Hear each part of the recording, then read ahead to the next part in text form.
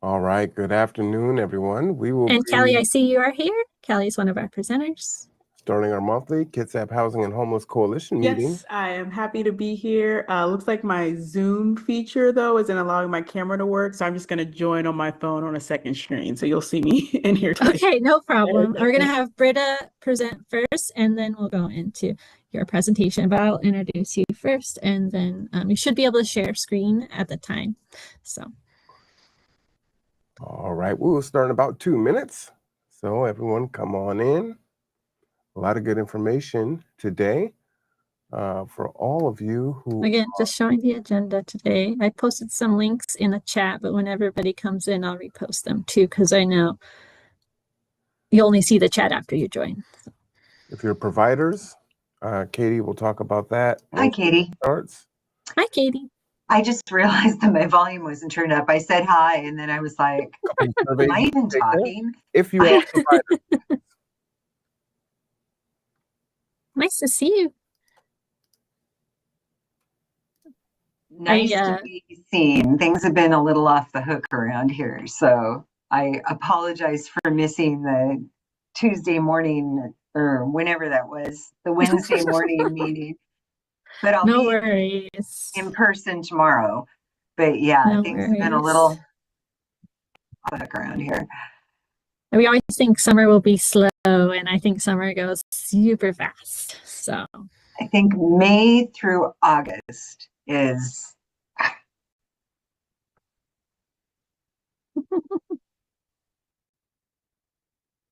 we still see the day agenda, right? I know I was sharing application windows, so I want to make sure everybody sees not a black screen, right? Yeah, your agenda's up. Okay, perfect. I'm just scrolling through, and we'll start in one more minute, and I'll share that in the chat again.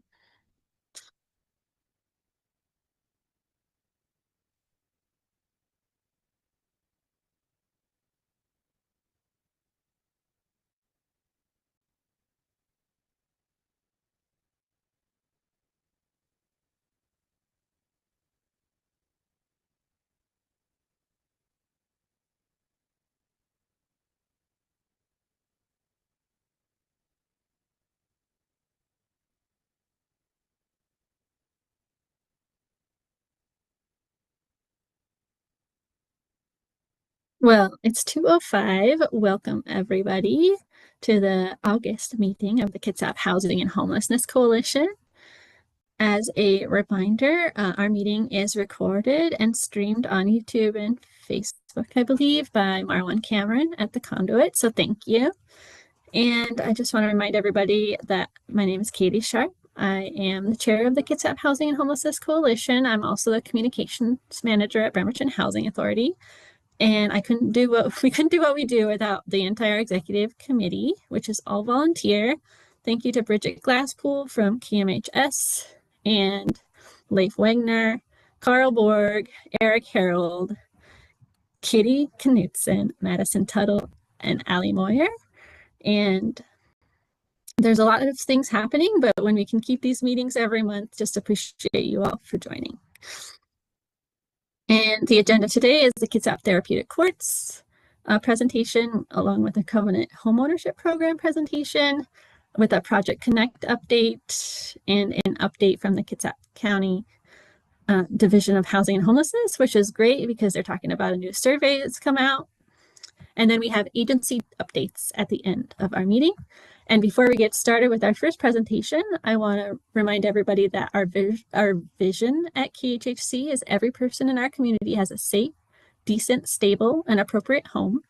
Our mission is that the Kitsap Housing and Homelessness Coalition provides leadership to end homelessness through planning, coordination among social service providers, advocacy, and education. And the coalition strives to carry out our mission with respect, commitment, compassion, integrity, and a willingness to change. And our mailing list is the best way to get information. Anytime you need any updates, you can also see our archive of mailing list information on our website at kitsaphhhc.org. And if anybody ever has updates or questions they want to share with this group, please email admin@kitsaphhhc.org. So I'm going to stop sharing now and introduce Britta. Hi, everyone. My name is Britta Harrison. I am the Certified Peer Specialist for the District Court Therapeutic Courts out of Kitsap County. I'm going to start sharing my screen here.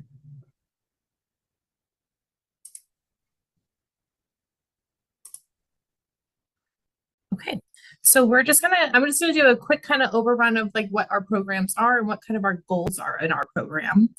We've got 2 programs here in Kitsap County.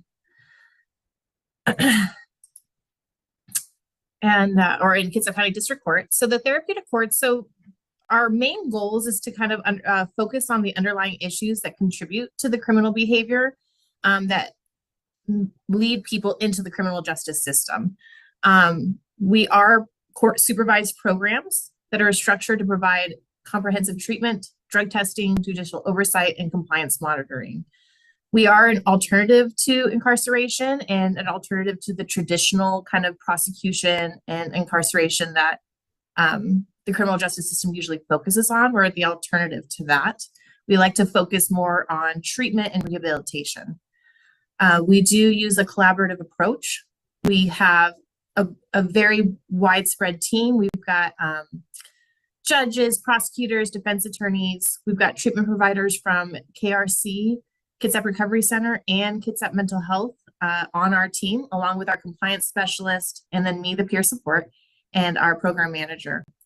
The primary goal is really just to promote recovery, improve public safety, and provide the participants of our programs with the tools they need to be successful. So these are our 2 programs that we have in District Court. We've got Thrive and Behavioral Health Court.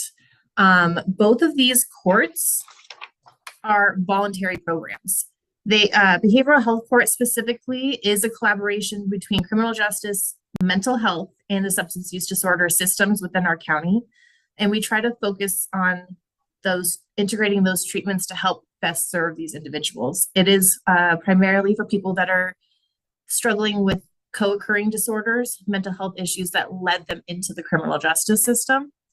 Thrive Court is also voluntary. It is more towards people that have struggled with trauma and human exploitation.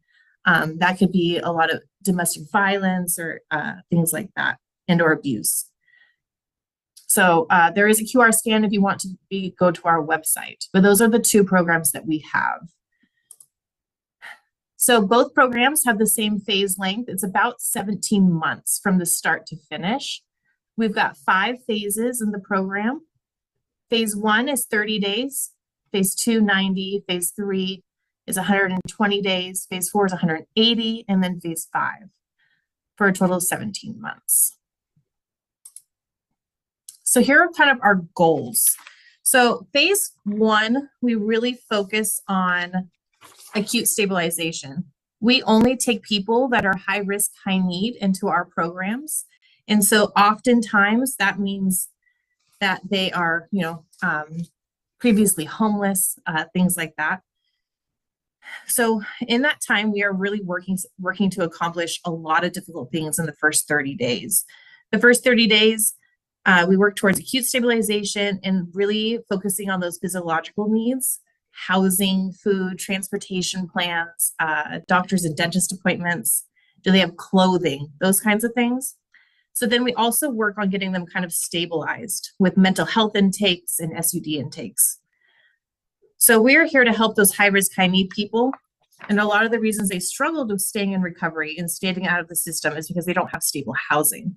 So the first thing that we do focus on in our program is to ensure that people have safe and sober places to live so they can focus on their treatment later on in the program. Housing is one of the hardest things that we have to accomplish in this phase, and sometimes it does take longer than 30 days.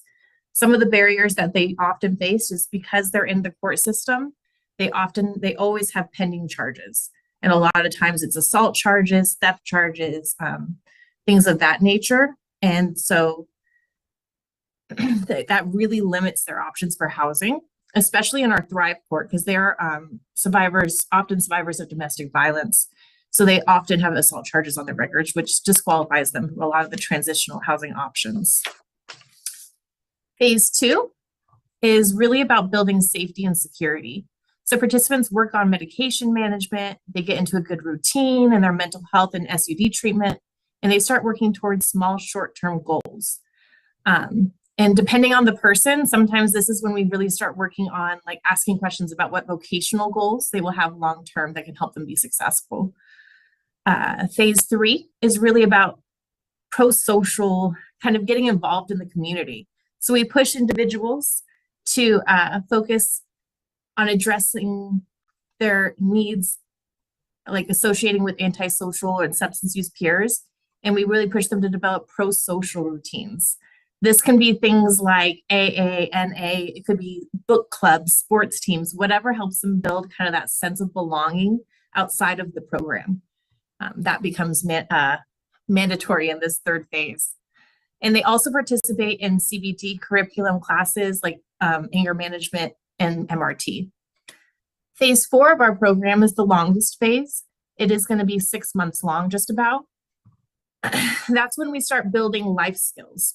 So this is when people are entering that vocational role. We help them focus on preparing for long-term roles in different positions. This can be things like going back to school, doing volunteer work. It just depends on the person. It's different for everyone. We also start helping them manage, like work on time management, GED stuff. We help them do job searches and interviewing skills.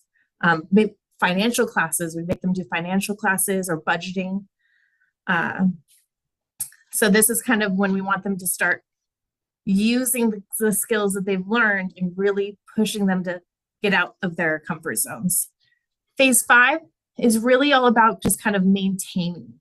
So, and then we work on their continuing care plan for after they graduate, and we really help them focus on relapse prevention. So my role in all of this is kind of dependent on the individual. So I'm the peer support specialist. And so a lot of what I have to do is I help with the housing. I help them get their driver's license back. I help them find rental assistance. I help them go back to school, FAFSA applications, parenting plans. I do a lot of these random things, but help them address the barriers to it being successful in these things. So I really help them identify the barriers and then focus on overcoming them so they can focus on their treatment and focus on reaching their goals. So that's really the kind of a very quick overview of our 2 programs that we have here in Therapeutic Courts. Currently, we do have 44 participants in both programs, the total. I forget, 43 participants. We have 13 graduates of our 2 programs so far this year in 2025. We're pretty proud of that. And we have 5 pending referrals currently. So, and this is kind of our contact information. Are there any questions? I know that was kind of a brief one, but I didn't want to go too deep into all of it. Thank you, Britta. Everyone feel free to use the chat to ask questions or raise your hand and we can call on you.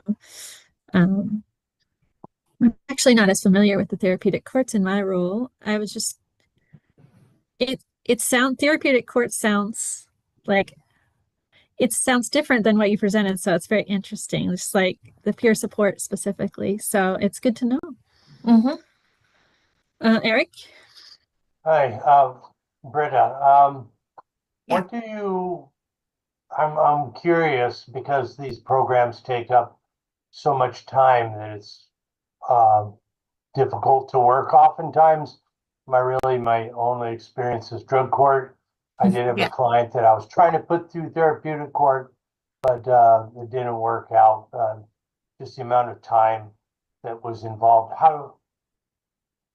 Are there houses like Oxford houses that can house and support somebody with food and place to live while they're going through this? I mean, the whole thing is, what is it, 2 years long?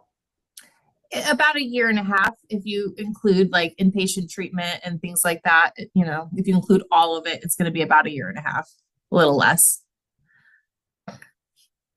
So there's not really anyone, we help support them. So during that first 30 days, when they're first in the program, first in the community, we really focus on those things that you're talking about. I will help them get connected to clothing resources. I will go with them to DSHS and help them get food stamps if that's what they qualify for. I will also help them with like ABD applications, SSI applications, so that way they are supported. And I kind of help with a lot of that. We do utilize Oxford a lot. We also utilize Eagle's Wings, Homes of Compassion, Olive Branch, all these different types of housing units in our area. So we do partner with a lot of them oftentimes for the housing while they're especially in the beginning of their treatment, kind of in the therapeutic courts. Yeah. But we also work towards eventually finding them independent housing. I will help them get on wait lists through Housing Kids app and different things like that as well. So initially, when they're trying to come into the program, if they're not working, is the program essentially paying for their housing? So we do utilize KCR for a lot of help with stabilization for that piece, especially if they're coming out of inpatient treatment. The court, we're a payer, we have some funds for that, and we do have help with rental assistance, but we are a last resort. And so, we do really push them to use other resources in the community to help pay for those first couple months. ABD, HEN, KCR, those kind of things, until they are working. Yeah. Yeah, I see it sometimes as the money is just a barrier for, because I went through drug court with a boy of mine, and I know how much time it takes. And if I wasn't supporting him, I don't know that he would have been able to do it. Yeah, and whenever they have worries and concerns like that, I always try to go with them to these things and make sure that they're getting their needs met. So it's not something that's a barrier to like focusing on treatment. And we really do try to work with them with all of that. Sure. All right. Thank you. Mm-hmm. I don't see any questions right now, but Helen Kuchera says, nicely done. What a great support. And then Jacqueline Robinson says, sounds like 2 really great programs. And maybe you mentioned this, but just to make sure, it's like, how are you eligible? Like, what makes you eligible for the therapeutic courts program? So you have to have a pending case. So you have to have been arrested and charged at some point in Kitsap County. It can be Superior or District Court for our programs. And then there is an application that you have to fill out through the prosecutor's office. So it is all voluntary. So people can tell individuals that this is an option for them, but they ultimately have to make the choice to apply. Mm-hmm. Well, that's super helpful.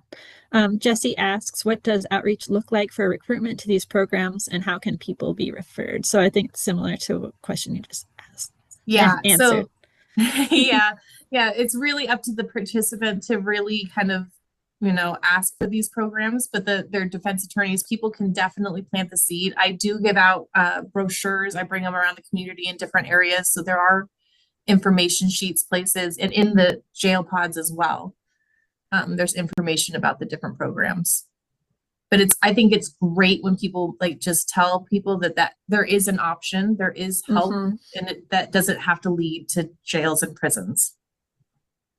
Yeah, it's just a great resource that if they're not told at that moment, that they might not know that it exists. Right. Yep. And I don't think I mentioned either, at the end of the programs, at both of them, any cases that they come into our program with are dismissed. Okay. Yeah. Well, thank you so much, Britta. I don't see any other questions, but I appreciate you coming on today and sharing that. And if you have any updates or even want to share that flyer in a future newsletter to members of KHHC, please share that with me. Thank you. Thanks. And next up, we have Callie Slayer. Hello. Oh, I think. Hello. Sorry about that. working with a bit of a duplicate system here. I want to say thank you all for being here. Thank you to Katie. Thank you to Allie. I'm here with Healthy Smart Homes. And also, Britta, thank you for the incredible work that you do in that presentation. So here I will work to share my screen. Let's see. You might see a cat from time to time.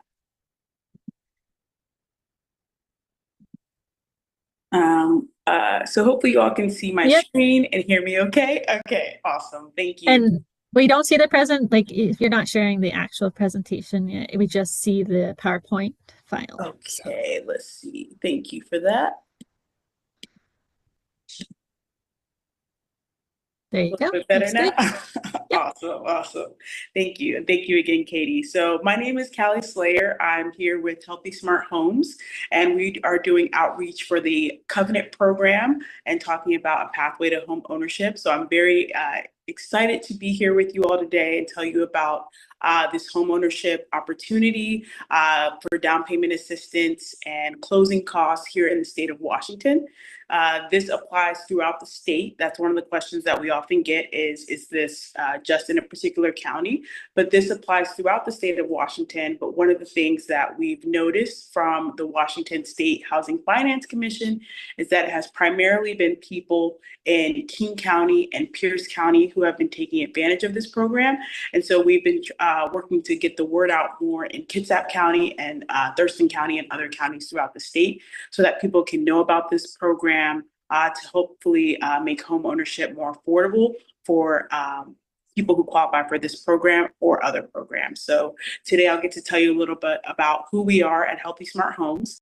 What is the Washington State Covenant Home Ownership Act? If you've heard about it already, hopefully be able to give you some more information about it. And also talk about how Healthy Smart Homes can help people on that journey and support them through that process, as well as mention some of our partners, some of our frequently asked questions, and just a little bit of overview of our outreach and some of the ways that you can help us get the word out. So thank you all so much for having us, and very grateful to be here. So Healthy Smart Homes was created by Tracy Brown, who is the founder of our nonprofit organization. And she created this organization in 2014 in Massachusetts and then in 2020 in the state of Washington. And the goal is to minimize the barriers in health and wealth with regards to home ownership. And so the goal is to reduce that gap. And one of the ways that we do that is through education. So we'll do a lot of financial literacy workshops, information about different programs in the state of Washington that people can use for down payment assistance.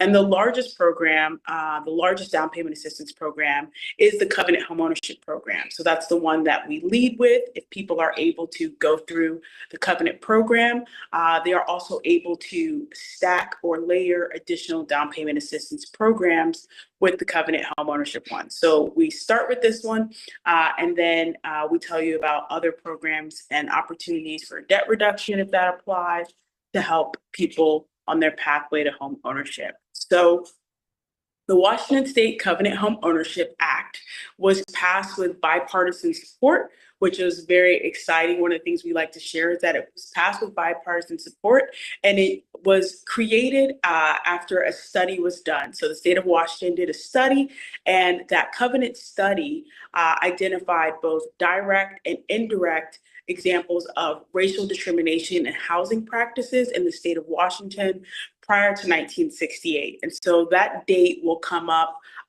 again when we talk about the qualifications for the Covenant Homeownership Program. And the reason why we have that cutoff date is because the Fair Housing Act went into effect in 1968. And since it was then technically illegal to discriminate in housing after the passing of that legislation, that's the one of the cutoff dates for the Covenant program. So after this study, and this is the first in the nation of this type of program. And so after this study was conducted, they created the Covenant Homeownership Program as a race-conscious initiative to, in the hopes of remedying some of the disparities with regards to homeownership in the state of Washington. And so we Healthy Smart Homes, one of the things that we do is our role is to help bring awareness about the Covenant Homeownership Program. So when this program went into effect right now, I believe it's over 500, might be pushing towards 600, but over 500 people in the state of Washington have now closed their homes with the Covenant program. I have a dear friend of mine who actually moved into her house on August 1st, which is very exciting, but we're now at over 500 people. But prior to this, they found that people were not taking advantage of the program. And they were saying, well, why aren't people taking advantage of this opportunity to get up to $150,000 in down payment assistance? And the reason was because they didn't know about it. And so we have a team of ambassadors, people like myself, that we do presentations online or in person throughout the state. We table at different events and programs to try and get the words out, distribute flyers, and let people know about this amazing program. So it's for first-time home buyers, and the way that it works is you have to get your primary mortgage through the Washington State Housing Finance Commission. So the primary mortgage is through Washington State, and the interest rate for everyone is the same. So regardless of your credit history or your background, your income, everyone is paying the same interest rate. Right now, it is, last time I checked, it was about 6%, a little bit under 6% for that interest rate. I think I just saw a question come through. Yeah, absolutely. So I'll talk to you about that process for eligibility and the proof of residency. So that's a really good question, and I'll tell you about that. And there's the good thing about that is they're very flexible about proving that that connection to the family member. So you get your primary mortgage through the state of Washington, and then the down payment assistance, the up to $150,000, it's based on the cost of your home, so 20%, but no, it can't exceed $150,000, is in the form of a no payment, no interest loan that is considered a soft second that goes at the end of your mortgage. So if they paid off the house at the very end, then you would have this soft second loan. However, it actually gets even better than that because they made changes to the legislation in April and again in July. And those changes state now that if you make under 80% of the area median income in your county, which I'll bring up the one for Kitsap County. I know I live in King County, it's about $147,000. If you make under 80% of the area median income in your county at the time that you close your home, then the down payment assistance closing costs, that soft second, will become forgivable after 5 years. So as long as you stay in the home and you make under 80%, you actually will be forgiven for that up to $150,000. So that was an exciting and important legislative change that has happened. And one of the things that we do at Healthy Smart Homes is we connect you to, in addition to, if you qualify for the Covenant program, is additional nonprofit down payment assistance programs and debt reduction to help bring you to a rate of affordability. So our next slide, let's see here.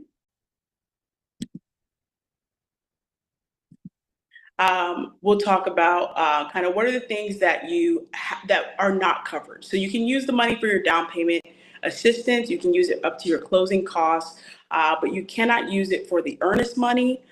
So that good faith payment, you cannot use it for that because you have to put that up in advance. But the rate that you can put for that changes. So it's not a set amount that you have to put. If there's no one else kind of interested in the home that you are interested in, we've seen people close with as low as $500 in earnest money. If you'll have to pay for the credit report, the inspection fee, and the appraisal fee. So we always want to let people know ahead of time. Those are the 4 things that you'll want to make sure you have the money for in advance. But that down payment and that closing cost, which makes you much more marketable when you go to apply for your home, those things are covered by the Covenant program. Okay, so relates to that question, and so I want to talk about a few things and get into that in the more detail, and I can also follow up on that more. So this relates to the qualifications in order to qualify for the covenant program. So how do you qualify?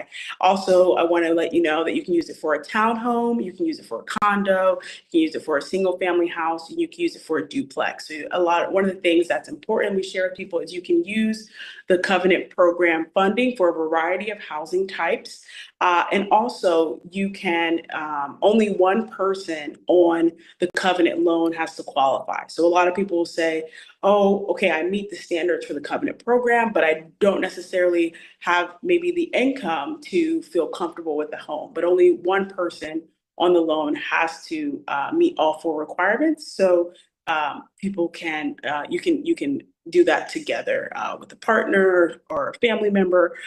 There's a lot of different options for that. So these are the most up-to-date standards for requirements for the covenant program. And so one of the other changes that they made is that before you had to make under 100% of the area median income in your area, they've increased it now, recognizing that a person can make 100% of the area median income, but it can still be very difficult to afford a home. Housing prices are, can be relatively high here in the state of Washington. So they've recently increased this now. So the individual or household borrower's income needs to be at or below 120% of the area median income in the home. So you see there kind of the listed income requirements for Kitsap, King and Snohomish, and as well as Pierce County. You also have to be a first-time home buyer, and the restrictions on that are not as strict as people think. So a first-time home buyer for the covenant program means that you haven't owned a home in 3 years. So if you owned a home, and even if you owned a home in that period of time, let's say you were renting that home out, as long as it was not your primary residence in the last 3 years, then you are considered a first-time home buyer. People say, what if I owned a home 15 years ago in another state? As long as you haven't owned a home in the last 3 years, for the purposes of the covenant program, you will still qualify as a first-time home buyer.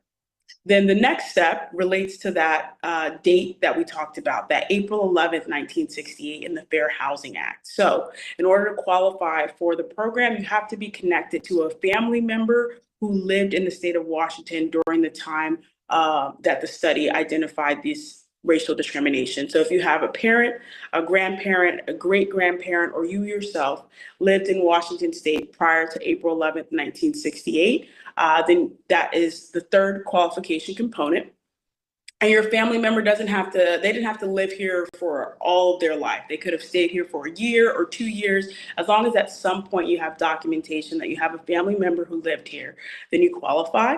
And then the last component is that the family member or yourself, whoever qualifies from that connection, whether it's for you or from the roots that you have with a family member, has to be either Black, Latinx, Indigenous, biracial, or a member of Asian or other racial groups identified in the covenant study.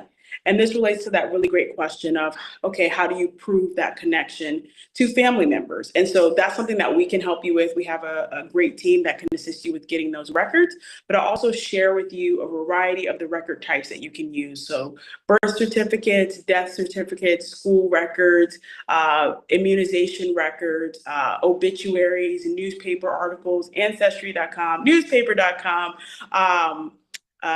draft cards, all kinds of materials. So there is a long list, and the whole list is on the State of Washington Housing Finance Commission website.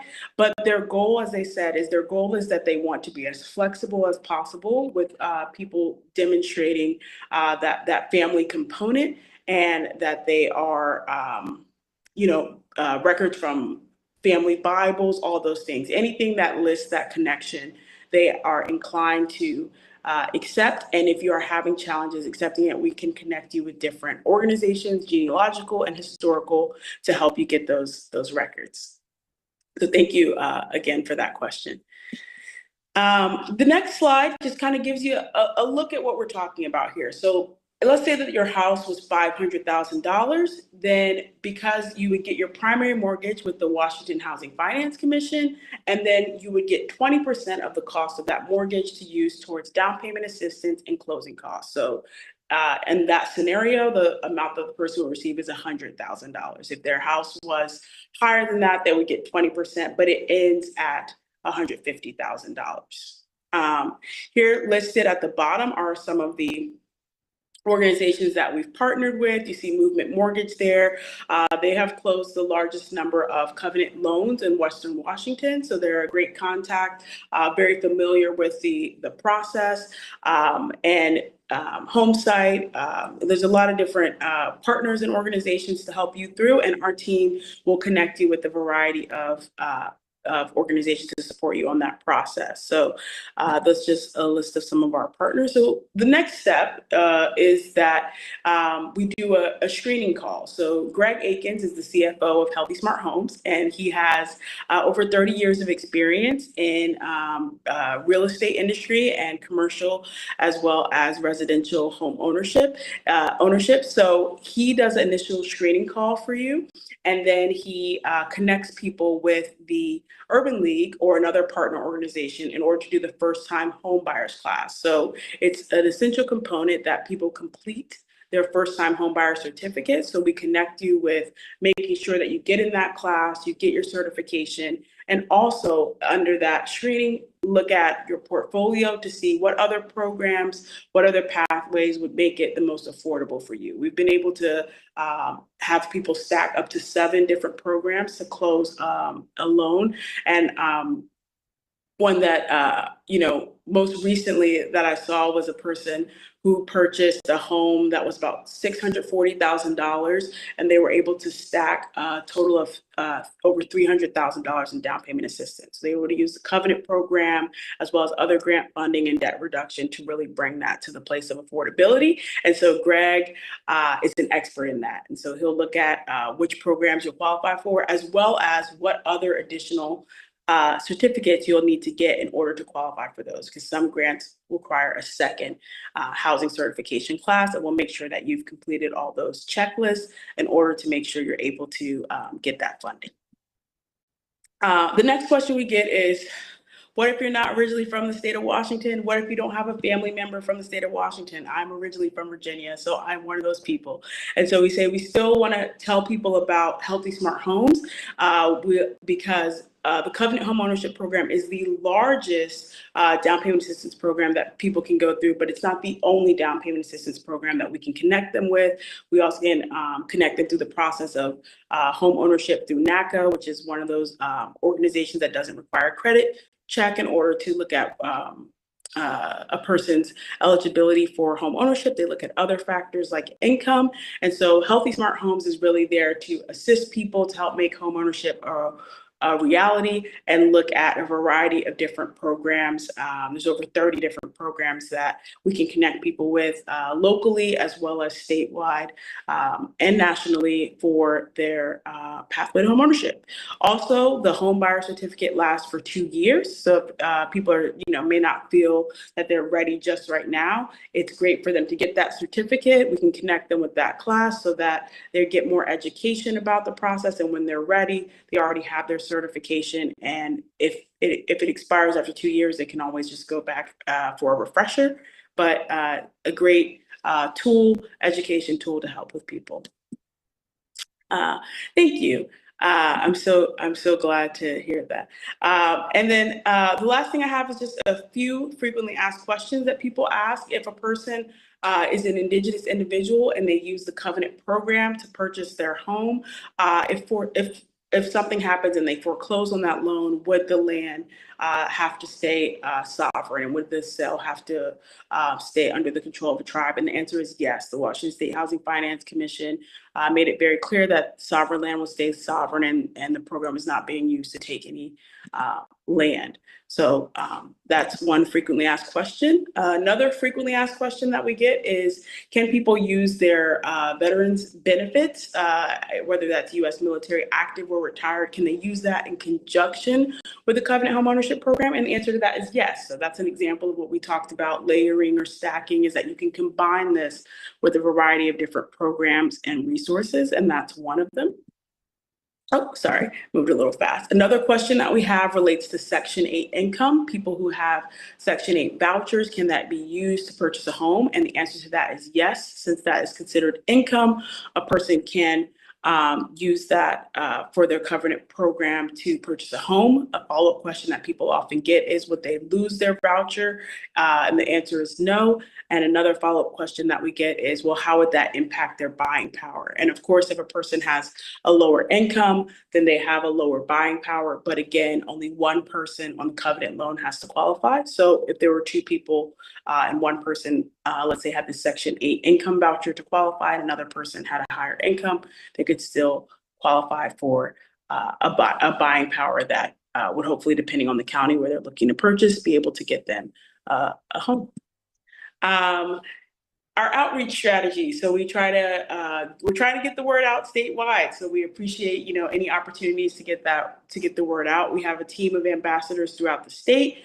We have a lot of great community partners like Kitsap Community Resources. They have been great with helping us get the word out in Kitsap, as well as we do information sessions at faith-based organizations, community organizations. So my email is Callie, C-A-L-I, at healthysmarthomes.org. So you can always email me anytime with questions, or if you'd like us to arrange a presentation anywhere, in person or online. You can also email info@healthysmarthomes.org. You can email Greg at healthysmarthomes.org. You can call us at the number listed at the bottom of this slide. You can follow us on social media. Our Instagram is Healthy Smart Homes INC. And so if there's a way to help get the word out, we would appreciate it. I'll put my email in the chat as well. And please feel free to contact me anytime with questions or opportunities to get the word out. This is the direct contact information for Greg Akins, our CFO. I'd also encourage you to take that down as well if you have a question that might require greater expertise. Sometimes we get to some tough questions. Greg will definitely have those answers. So you can send them to me, you can send them to Greg. We'd be happy to answer those questions and talk about next steps. So I'll wrap up with that, and I will put my information in the chat. And I just want to say thank you all again for having me. And if anyone has any questions, any additional questions, I'd be happy to answer those now. Thank you so much, Callie. And My I see you pleasure. just put your email in the chat. Yeah, I really enjoy bringing the homeownership conversation into our meetings, because everybody talks about there's a lot of renters in our community, but how do we get out of renting? Yeah. And these are the solutions that we can think about. And really, I've heard of the first time homeowners class, but to have a pathway into that, like who to ask questions, like how do we qualify, like where do we start? Yeah. And knowing that Healthy Smart Homes is doing some of that work, that's amazing. So I appreciate you as well. Does anybody have any questions? I don't see any hands up or anything in the chat yet. Just hang on for a few minutes. But yeah, appreciate you. Just again, it was kind of last minute, and I'm so glad you're ready to present. And that, I think, getting the word out is one of those things that we just, as a KHHC, can really help with. And so, if you need to get the word out, feel free to send us any information that you want us to share with our network. Will do. Thank you so much. Well, again, I don't see any questions. Wait, I think there is a question. Somebody says, I am a peer support counselor, and also I'm trying to find employment. So this is maybe not for, do you know what places I could seek part-time employment? So this is maybe not a question targeted to you, but maybe for later in our meeting. But again, thank you, Callie. Feel free to stay on, of course, and join us anytime. All right, I'm going to switch the agenda a little bit, everyone. We have Project Connect next. We're going to talk about it. Allie was actually from KHHC. We're going to talk about it, about Project Connect and where we are on planning. But because she couldn't be here, I'm going to share some information and most importantly, a survey that we're putting out for everyone. In the meantime, Carl, are you ready? I'm going to put Carl on the spot from Kitsap County. Sure. Okay. Good afternoon, everybody. We're in the process of updating our 5-year plan.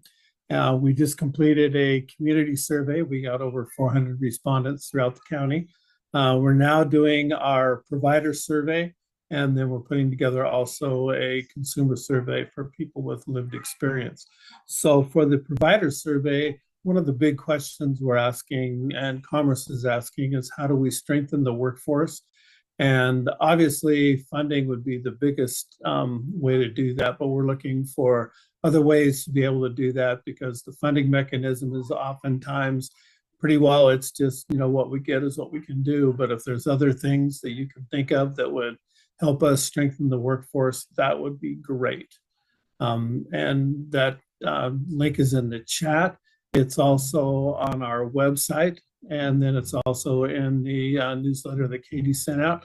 So please share that with anyone that works within the industry and also everyone within your agency. We'd like to get as many responses as we possibly could on that to be able to create a plan that everyone really wants to buy into and really works. Can you share a little bit more about the homeless housing plan? I don't know if did we share the original survey? It says you got 400 responses from the community. I don't know if we shared it through our platform, but can you share just a little bit more about the 5-year plan? Yeah, the 5-year plan is what we based. So our last plan was in 2019 was the update for that. And it basically goes through and outlines goals we want to achieve as a community for getting people housed. We also have guides our funding to make sure that the funding that we do corresponds with the community needs within the homeless population, as well as trying to get people housed in a setting that's amicable for them. So right now we're looking at creating a newer plan.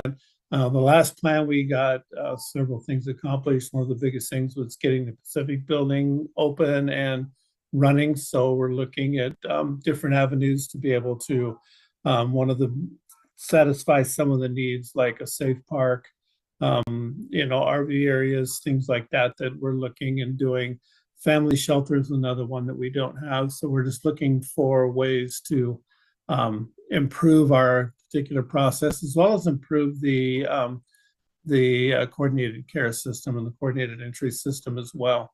So we're just looking at, redoing the plan, making it user friendly, and so that everyone can, anytime look at it and see where we are. Thank you so much. And I guess my last question is, when do you expect to have the plan completed? Needs to be to Commerce by the end of December this year. End of December. Okay. Yeah. Thank you. I did share the link to the survey in the chat.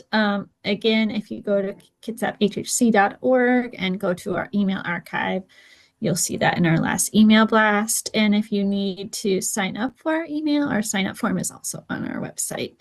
So anything else, Carl? Nope, just please share it with everyone you know. Yes, perfect. We'll continue to share as well. Do you see, do you know how a date when it will close for responses? Yeah, the 25th. Okay, so I'll try to share that out one more time in the newsletter as well. Okay, great, thanks. Thanks, Carl. Okay, so I'm going to update everybody on Project Connect. In the meantime, our last agenda item we can prepare for, which is updates from all the agencies. So while I'm sharing, feel free to chat that you have an update, raise your hand or whatnot. And then after I complete my update about Project Connect, I'll just call on everyone who wants to share with the group. Okay, let me share my screen. So just let everybody know Project Connect planning has started, and I'm so grateful. Project Connect is a series of resource fairs, specifically services fairs. And we want to really recognize that services have always been so important to Project Connect. The Project Connect happens the last week of January, and it's in coordination with the point in time count. So we can provide services that individuals need, and then they can be counted in the point in time count. So if we can provide driver's licensing, haircuts, eyeglass exams, things like that, it's always been very popular to come to one of the Project Connect fairs. And so we want to do a survey. So Allie from HSC and the HSC team has really taken lead on Project Connect planning this year. And so we've had one meeting so far, so we're still open to more volunteers to help. But we really need to hear from everybody here and anybody who has an interest in providing input on a resource fair and what it looks like. So we've done 3 in the past, 3 days, 3 locations, just to make sure everybody has access to them. What we've seen though is the services tend to only be in Bremerton: haircuts, eyeglasses. And so the question is making sure that everybody still wants 3 locations. You know, there's pros and cons. 3 locations means some places won't have services, but also maybe where the location is. And following the elimination tour fair that happened earlier this summer, KCR saw a lot of success in that one-day event, but there's no changing happening. We just are gathering information right now, and we really want to make sure that those who need the services can access them. So your input is, right now, we're just gathering input specifically around what services everybody wants to see as well. So let me share my screen. And I will share the link in a second.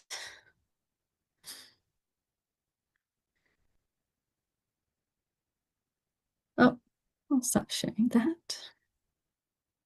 That's the results of the survey. There's only 7 responses so far. So that's why I need your help. So let me see if I can. Okay, I'll share the survey real quick.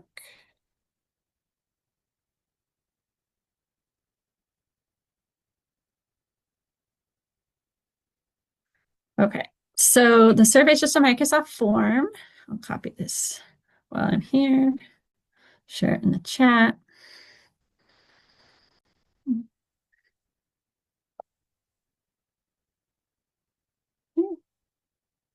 Hopefully that works for everyone.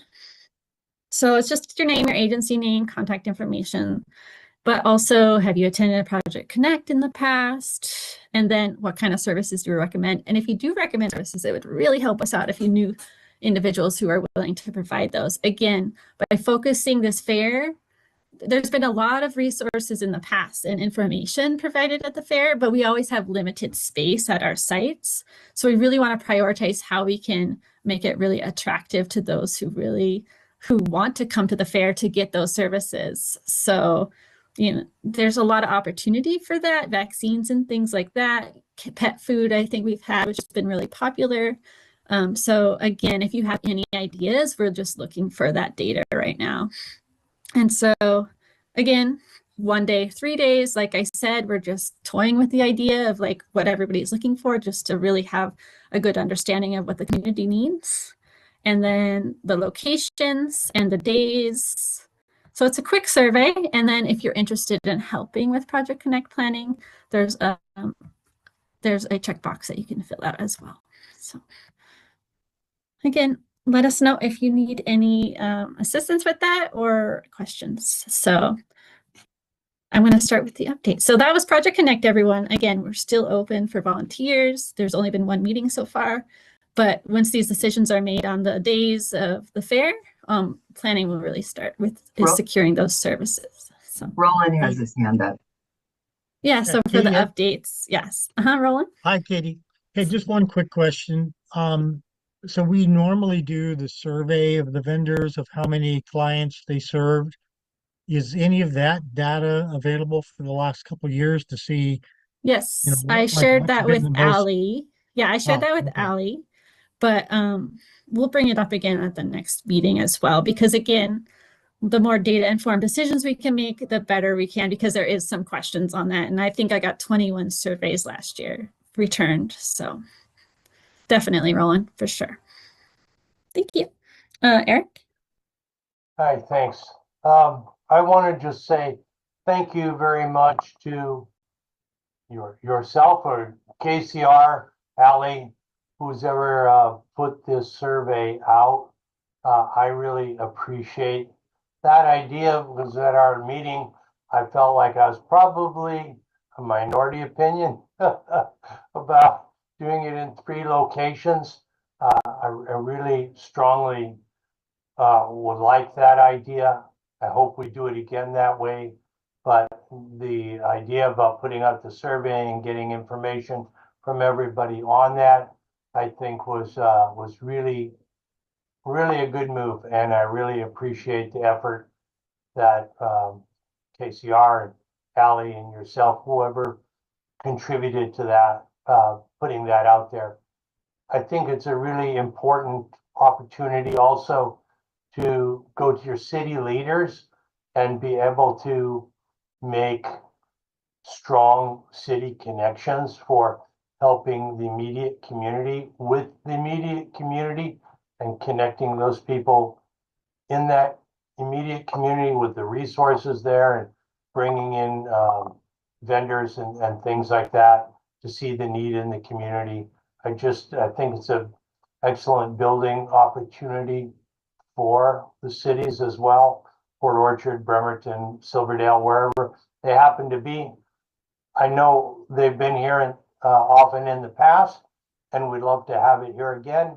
Makes it real simple for food, but it certainly doesn't have to be here at Salvation Army. If there's a larger area in Bremerton that we wanted to use, that's great. I just think it's really important to do the locations and involve the communities, and getting the local businesses involved. I think it's really valuable for our homeless community. So thank you to you all who put that out there. I appreciate that. Thank you, Eric. And we felt the same way. We said, we don't know the right answer, right? Why don't we just ask the question right now? And there is some coordination with the point in time count and what is preferred to get that done as well. And so we'll take all this data in and make a decision based off that. So, because that's a big effort that we want to support the county in. So thank you, Eric. I see some more results are coming in, so appreciate everybody taking the survey. Does anybody have any other updates for the agency or questions?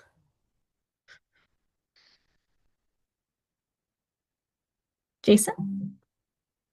Yeah, kind of a quick update, but we so the Kitsap County Fair and Stampede is going on right now through basically today until Sunday. So Kitsap Aging and Long-Term Care, we are operating what's called the Senior Lounge. So basically, if you go to the fair and you go into the main entrance in the main pavilion and you go all the way to your left, we're in the conference room. So it's basically a place for older adults with disabilities to stop. Get some water, get some snacks. We got a bunch of free snacks, free information. So if you need information on any of our programs, so yeah, if you know anyone interested, just have them stop in, say hi. Otherwise, yeah, we're still providing our overview presentations on our services and all that good stuff. So, yep.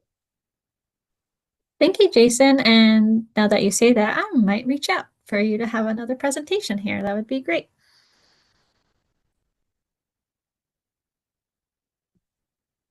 Katie?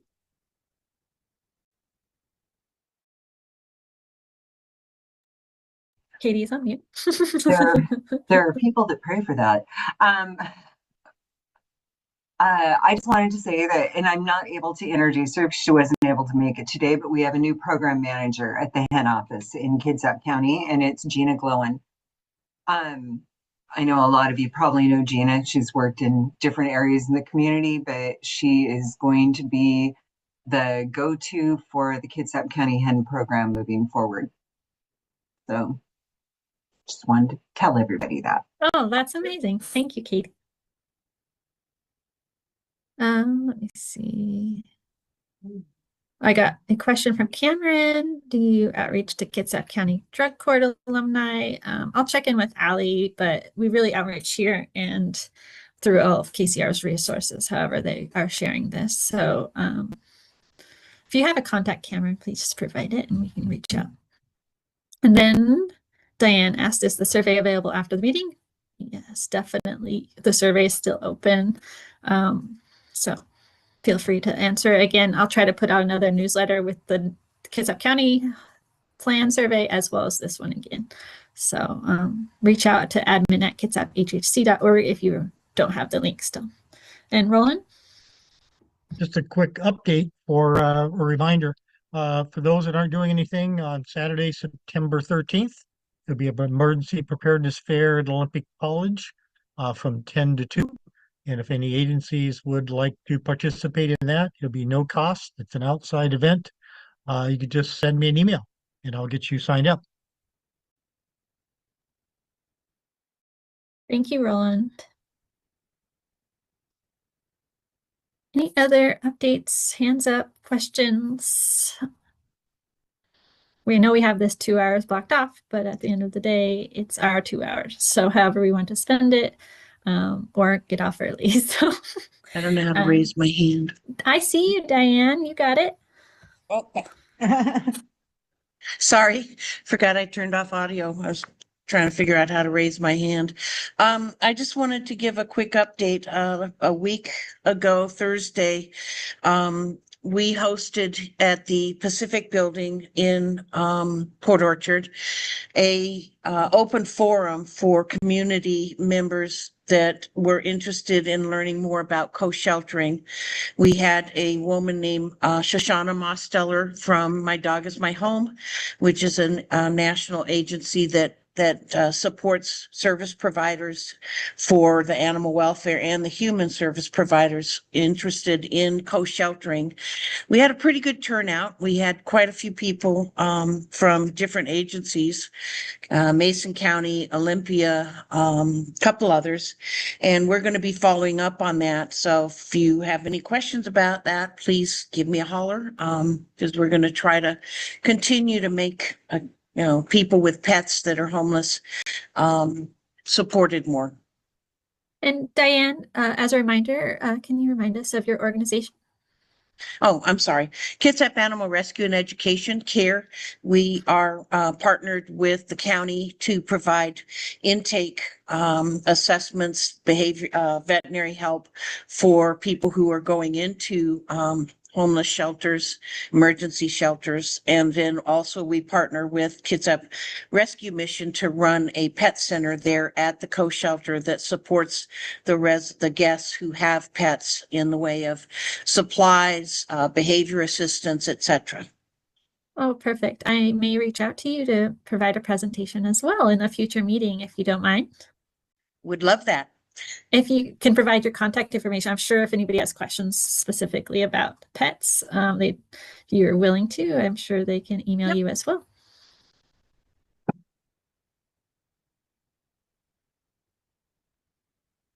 Any other updates?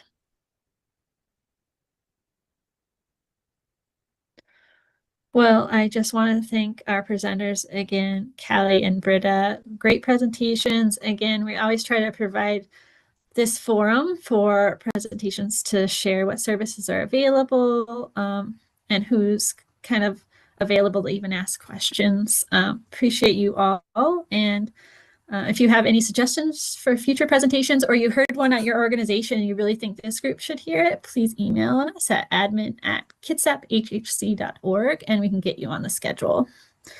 Diane provided her contact information as well if you have questions about the pet services. And again, thank you all for joining us. Have a wonderful August. Thank you.